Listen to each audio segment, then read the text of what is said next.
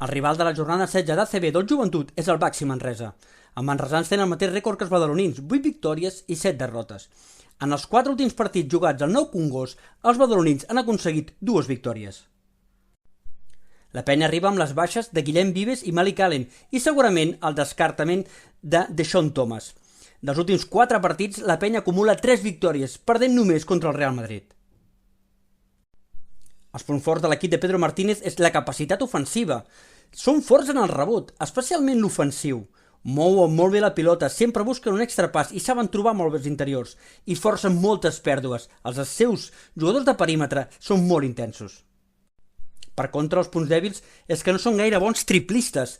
No tenen un joc massa definit de mitja distància i els hi costa notar els seus pivots. Només Devin Robinson és un anotador fiable.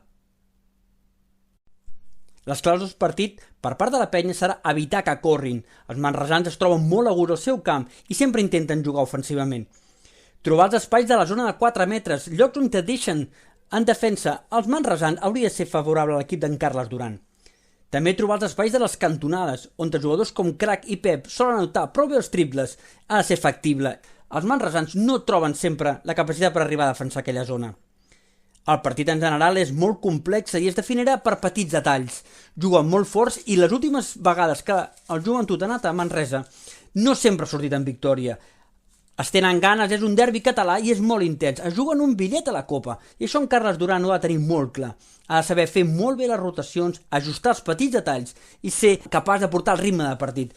La baixa de Guillem Vives serà un factor determinant segurament en aquest espai i esperem que Andrius, Feliz i Ribas siguin capaços de controlar. El joc interior ha de ser favorable i una millora de Brosianski és innegociable. Esperem que el joc interior de la penya, més potent que el de Manresa, sigui determinant per endur-se la victòria.